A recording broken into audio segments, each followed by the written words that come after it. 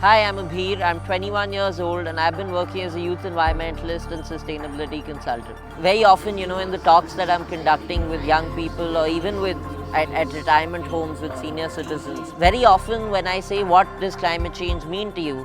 Either people throw names at me like Greta Thunberg, Al Gore, they talk about some incident or some protest, or they talk about that one typical image, which is the idea of a polar bear struggling to climb onto a piece of ice. That's probably one image which everyone immediately thinks of when we talk about climate change. As an environmentalist, as a sustainability advocate, health is actually very often the sort of tool or the perspective that I try to offer to my audience, right? When we talk about whether it's air pollution, whether it's climate change, they're two sides of the same coin.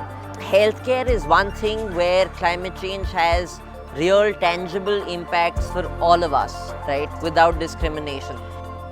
I mean, we're seeing the implications of climate change around us, right? The 3 or 4 earthquakes we've seen in Delhi over the past few months. We're seeing floods, droughts. Climate change is no longer a thing where people say the worst is yet to come. Of course, the worst is yet to come, but it's not like we're isolated or detached from the reality that we're seeing. Look at this summer, right? The past 2 months there have been intense heat waves, but also it's been raining, and that's not typical of these months, right?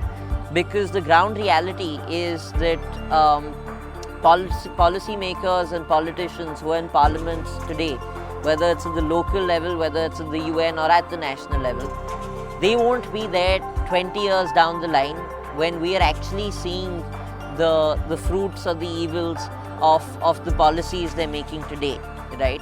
And that's why young people need to have not just a seat at the table, which is increasingly improving, but also a say at the table. Young people need to realize that they have the power to wield their vote, right? Universal adult franchisee is the most important tool that we have.